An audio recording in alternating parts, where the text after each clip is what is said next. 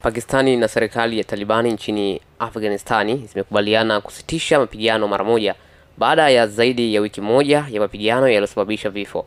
Kwa mujibu wa taarifa ya Oktoba 19 iliyotolewa na Wizara ya Mambo ya Nje ya Qatar ambayo ilisimamia mazungumzo ikiwa na Uturuki, imesema kuwa pande zote mbili zimekubaliana kuanzisha mifumo ya kuimarisha amani na utulivu wa kudumu.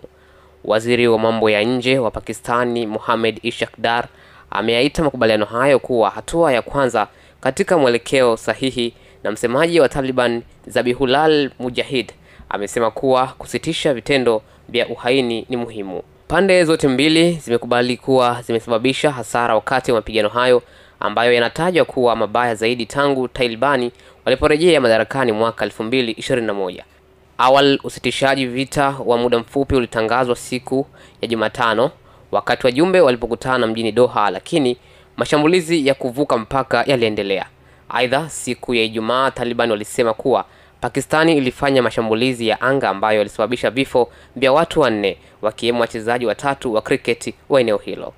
Chini ya makubaliano hayo mapya, Talibani wamesema kwamba hawatasaidia makundi yanayofanya mashambulizi dhidi ya serikali ya Pakistani. Wakati huo huo, pande zote mbili zimekubaliana kuepuka kulenga vikosi vya usalama vya kila upande, raia na miundombinu muhimu. Risasi Mohamed, Jambo TV.